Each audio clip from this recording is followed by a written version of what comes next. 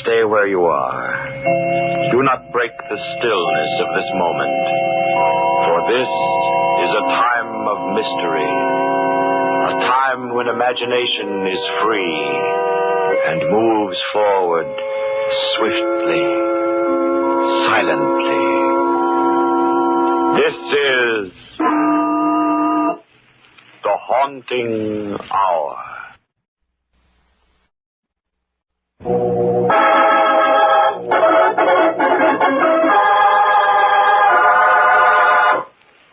Ptolemy's grave.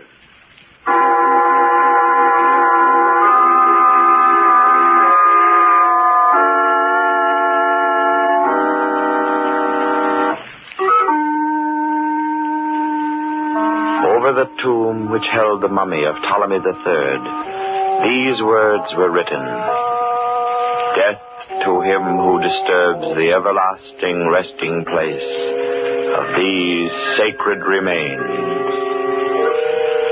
2 weeks ago, William Cartwright, a famous Egyptologist, defied this curse. He bought the mummy, had it sent to his home. That same day, he slowly walked down the stairs from his upstairs study. His wife, Martha, heard his familiar footsteps in the hall, over the stairs, but she did not know that her husband was then walking into a nothingness, that he would completely disappear, leaving no trace of his whereabouts. Now, it is 2 o'clock the following morning. The Cartwright house is still. A taut feeling of mystery hovers in the air. Martha Cartwright is dreaming of her missing husband. And in her dream, as in her waking hours, she is haunted by the fear of Ptolemy's curse. William. Martha, I hear you. Do you hear me? William, where are you? Downstairs. I'm downstairs, Martha. Downstairs? Here in our house? In our study. Come to the study, Martha. I'll come, William. Here in the study, Martha. Come to the study. Yes, William. The study. I'm here, William. Here at the study door. Look for me. Where are you, William? Look for me, Martha. Darkness. Can't see you. Come over the carpet to the mummy case. To the mummy case. The mummy of Ptolemy III. Yes. Yes, William, I'm here. Look at the mummy closely, Martha. I am looking, William. Don't you see? All I see is a strange, misty light. Like a halo. Shining, glowing about the mummy. Lean forward then, Martha. Look closely. Look closely. No, I can't. You must, Martha. Look at the mummy's face. The face? Can't you see, Martha? Can't you see what it is? No, it's just... I don't know what you mean. The features, Martha. Don't you see anything different about the features? Gray, shrunken, shriveled skin. Gray and horrible. But the lips, the forehead, the eyes. Don't you see, Martha? Have you forgotten so soon? Forgotten? I remember you, William. I'll always remember you. But if the eyes were open, if they were open, Martha, could you... Look, now they are open, Martha. Yeah. I see. Now I see. William, the mummy has your face. Yes, Martha, that's it. The mummy and I, we're the same, Martha. The same. The same? William!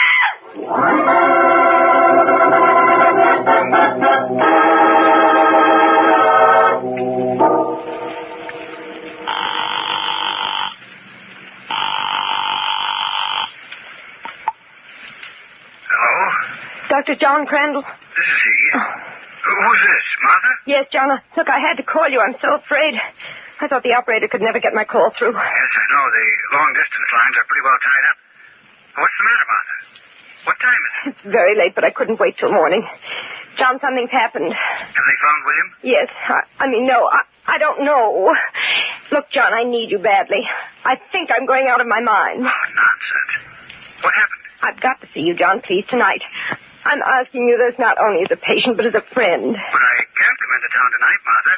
Oh, you're all right. It's just your imagination. No, I thought it was a dream. Well, I've got a job here that's got to be finished, but I can leave the hospital early in the morning. Come as soon as you can, please. I promise, Martha. Now, take hold of yourself. Control's the word. Remember. I'll try, John. I'll try.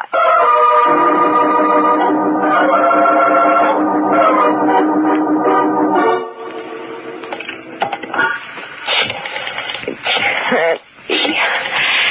It can't be.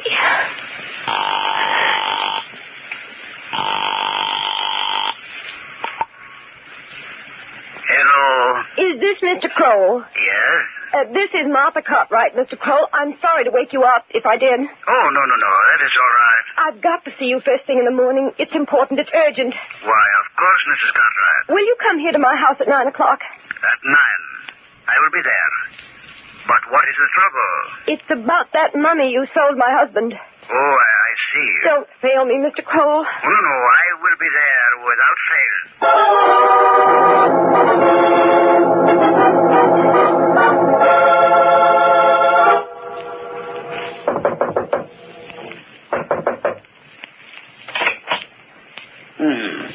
Mrs. Cartwright? You're Mr. Kroll. Yes. Come in, please. Thank you. You're the gentleman who sold my husband the mummy, aren't you? Yes? Well, I want you to take it away. Take it away? Yes, immediately. You're here right away. But, Mrs. Cartwright... I'm sorry. I'm terribly upset. No, I understand. How soon can you take it away? Perhaps tomorrow morning. Oh. But what do you want me to do with it? I don't know. I don't care. Sell it or give it away. Do anything you want with it. Well, that will be very difficult. You see, one reason your husband was able to buy it was... Well, perhaps we'd better not discuss it right now. You mean it's cursed? Yes. Misfortune has always been attached to it. Do you believe in this curse? I have specialized in the art and civilization of the pharaohs for 20 years. My experience has taught me to respect their ideas. Yes, Mrs. Cartwright, I believe in the curse. Can you tell me what the curse says? Death to him who disturbs these sacred remains. A death of torture, of maddening pain. Death in its strangest form. And now that my husband is dead, I may be the next victim? You must take it back. Please, Mr. Kroll, I can't have it here another night. I haven't slept for days. I can't keep my eyes open, but I'm afraid to sleep. Why don't you leave this house until tomorrow? I can't. I'm expecting my doctor. Then perhaps you will be able to take a nap before he arrives. Perhaps. Well, thank you, Mr. Kroll. You'll take it tomorrow, then. Yes. Goodbye, Mrs. Cartwright.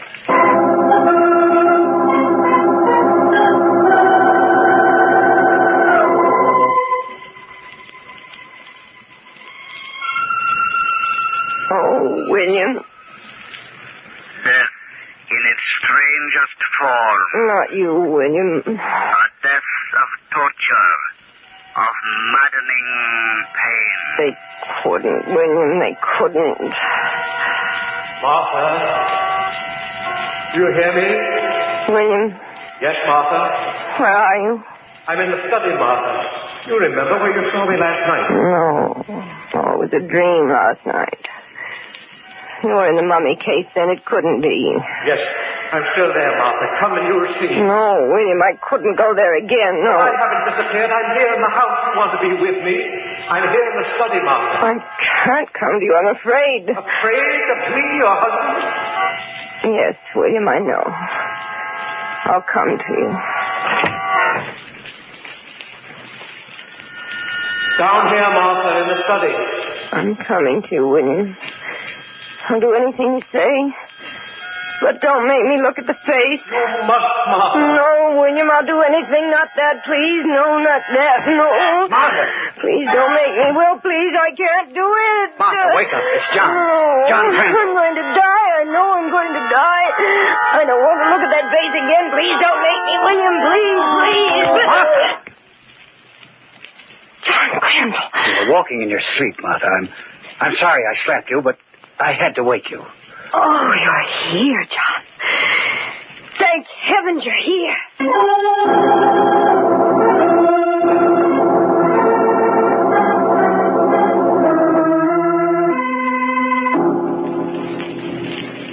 Is there anything left that you haven't told me, Martha? That's all I know, John.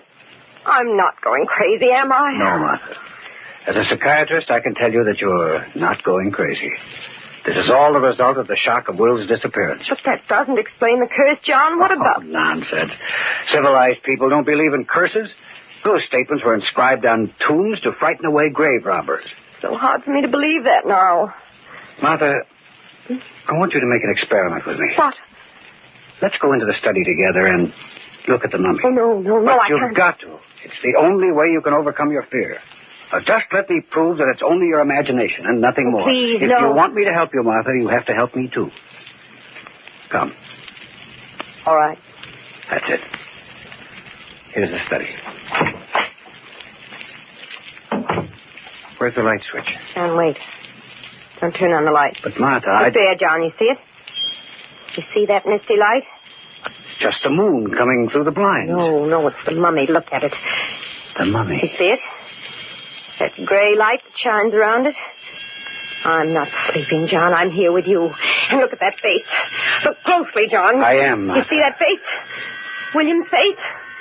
As though it were dead for centuries? Is this a nightmare, too? No, it's not a nightmare. I see it. And that mummy is William's body. It's the curse of Ptolomey III. But you laughed at, John. You laughed. Martha. Now William's gone. He's dead. Martha, please. And I'll be cursed just as John was. You don't believe it. I do. Why didn't he believe it when they told him? Now it's too late, don't you see? Now I'll die as William died. Because now the mummy belongs to me.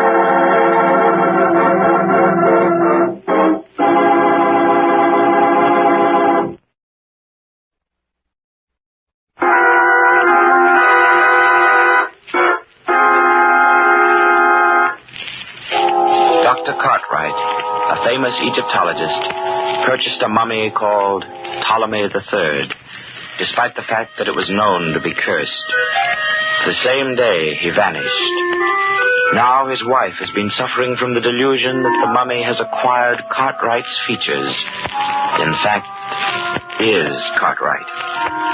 Dr. Crandall, a psychoanalyst and a friend of the Cartwrights, has tried to disprove this, only to find that he, too, notices a strange resemblance. Now, we find Dr. Crandall attending Mrs. Cartwright in a hospital. It's daylight, isn't it? Yes. How do you feel? Better. What happened to me? Well, you were suffering from lack of sleep, Martha, and your nerves were so unstrung that I thought it best to bring you here for a while. Do you believe in the curse now, John? After what you saw? No? But you saw the same thing I did? Yes. How do you explain it? I'm not sure that I can explain it yet, Martha. But after I brought you here, I went back to the house again to look at the mummy. And? It was gone. Go? Oh, I suppose Mr. Kroll called for it.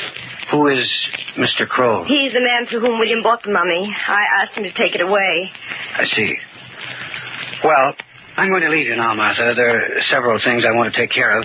But I'll be back this evening, and I want you to come with me to Mr. Kroll's place. What? I want to see that mummy again. Oh, but John, why must I do that? Are you still afraid of the curse? Yes. Well, I still intend to prove to you that there is no such thing. I'm going to buy that mummy.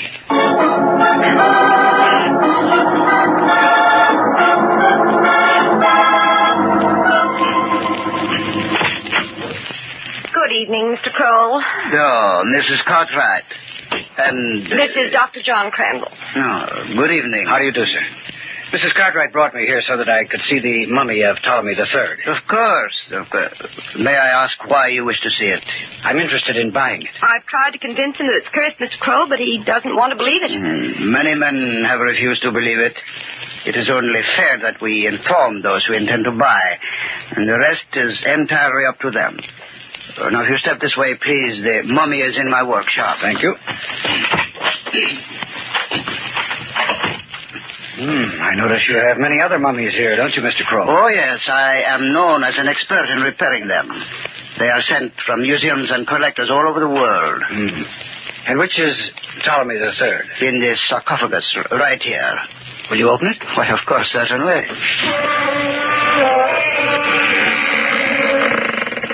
Just a moment, Martha. Don't go away. I want you to look at it. John! It's very important. There you are, sir. There it is.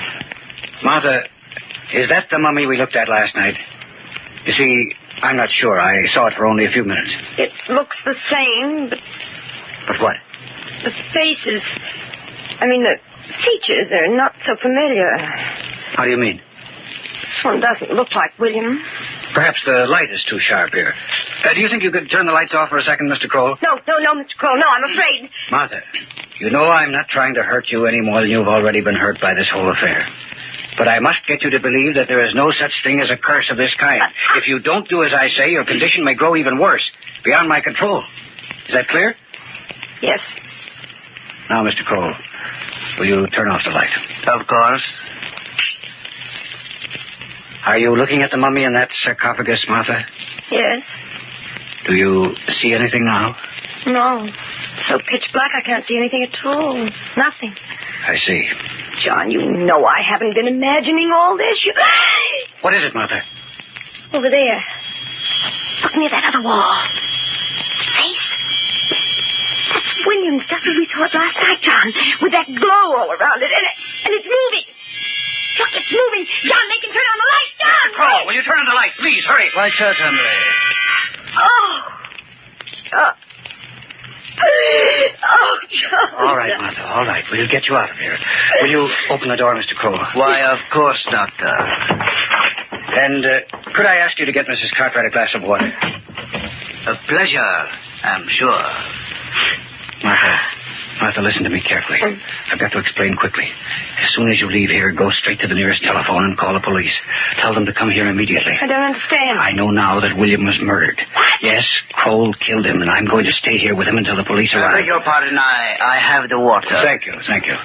Now, drink this, Martha, and take the pill I just gave you. Yes. That's it. Now I think you'd better go home, and don't forget what I told you. Yes, John, I'll go home. Goodbye, Mr. Kroll. Goodbye, madame. Oh, it's terrible, sir. She's completely obsessed with the fear of that mummy, and it's destroying her. She loved her husband very much, I'm sure. Of course. But more than anything else, it's her insane fear of that curse. And is that the reason you want to purchase the mummy, Dr. Crandall? Precisely. In that case, maybe I can help you. You can? Yes, let us talk about it. But first, would you like to have a drink? I notice you are rather fatigued after what just has happened. Yes, I guess I could stand something. Will you join me? Well, why should I leave myself out? Why, of course, I have some very fine old spirits here. And now, there we are. I hope... What was that? What? Is there somebody else in your workroom? I thought I heard a noise from there. Well, there is nobody there that I know of. No. It must be your imagination, Doctor. Oh. Perhaps you yourself can take one of those pills you just administered to Mrs. Cartwright. Yes, she has been a very trying patient, I'll admit. To her early recovery. Thank you, sir. Hey, dear, there is nothing quite like it, is there, eh, Doctor? Yes, it's very fine, I must say. Now, I don't like to hurry you, Mr. Kroll, but I'm very much interested in your idea to help Mrs. Cartwright. Well, let us start at the beginning. When you first came into the shop with Mrs. Cartwright and she looked at the mummy, she did not see anything about it that frightened her. Is that right? Right. But when you suggested that we turn off the lights, it was then, for the first time, that she was aware of her, well, shall we say, her hallucination? And what do you suggest? I suggest that she have the mummy return to her house and then have her practice looking at it while the lights are on. And in this way, she might forget the hallucinations of seeing her husband's face. But suppose she is not suffering from hallucinations, Mr. Kroll. Well, you yourself saw what a change came over her when the lights were turned off. But she was not frightened by the mummy you originally showed her. No? No, Mr. Kroll. Mrs. Cartwright saw the mummy you didn't want her to see. The mummy that you took from her house. The mummy that happens to be no mummy at all, but is, in fact, the body of her husband. You know that? That was why you hung a curtain in front of that mummy before we arrived. And how did you know it was behind the curtain in my workroom? Because of the glow of light around it. I could see that glow when the lights were turned off, so I took the curtain away completely. That was what made Mrs. Cartwright think it was moving. Oh, I see. You are a very astute doctor. Could you tell me, perhaps, what you think made the misty glow? That's simple. It was the natural body gases and fluids which you forgot to extract before you applied your preservative to Dr. Cartwright's corpse when you mummified. You are quite right. That was the only mistake I made. There are certain things that you can't hide, Kroll, such as your bleached hair and beard. Your real name is Cavarella, isn't it? Oh, so you are not only a doctor, you are a detective as well. Well, you see, I knew that William Cartwright was one of the foremost Egyptologists in this country. And as such, he was often called upon to testify as an expert witness in many fraudulent cases connected with the culture. How so? Yes. So I went through those cases with the district attorney on the assumption that one of those defendants was connected in some way with Cartwright's disappearance. And the district attorney told you about me? I found out that you had been convicted in one of those and sent to prison for 12 years on the basis of Cartwright's testimony. Oh, well, we all make mistakes, Dr. Crandall. Even you. What do you mean? That drink you just had. It was poisoned. And in a few more minutes, perhaps, you will be dead. But I promise you one thing. I will not make the same mistake on your corpse that I did on Cartwright. So, you... My throat. You are beginning to feel the effect of the poison. You can't get away with this. I'll come back after I'm dead. I am not the superstitious one, Doctor. I can't breathe. My throat. Dead. And now, before Mrs. Cartwright can return with the police, as you have instructed her, Jonathan! Mrs. Cartwright. Yes, I want to talk to Dr. Crandall. He said... He's killed him. Yes. And I am very glad you have returned. What are you going to do? Well, you see, I was just about to change Dr. Crandall's features completely so that I would not have a repetition of the same trouble. Although I did not want to kill him, I guess I was a little hasty. It was you I should have killed, my dear Mrs. Cartwright. Touch me? So you went out to call the police, eh? But they will never find out. Not with my way. You'll find out you can't do this. You can't get away with To it. the police, it will be just another disappearance. A disappearance caused by the curse of Ptolomey. People like to believe those things, Mrs. Cartwright. No. You can't do it, Kroll. For you, Dr. You didn't believe me, Kroll. I told you I'd come back. John! It's not true. It can't be. You feel the pain, Kroll. The pain in your throat. I feel it. But... Yes, I do. What is it? In your chest, and now it's around your heart. It is coming to my heart. I can't breathe. Oh, it's choking.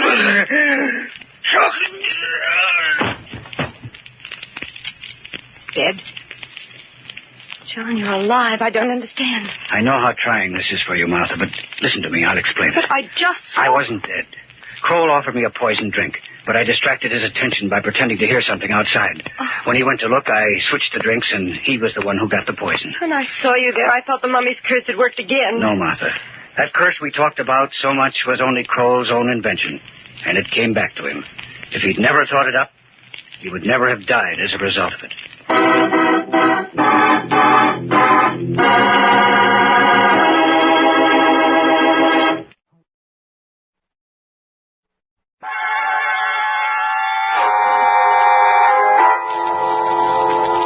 From shadows and stillness, mystery weaves a spell of strangest fascination, charging the mind with doubt and fear. For mystery is a strange companion, a living memory. In the haunting hour.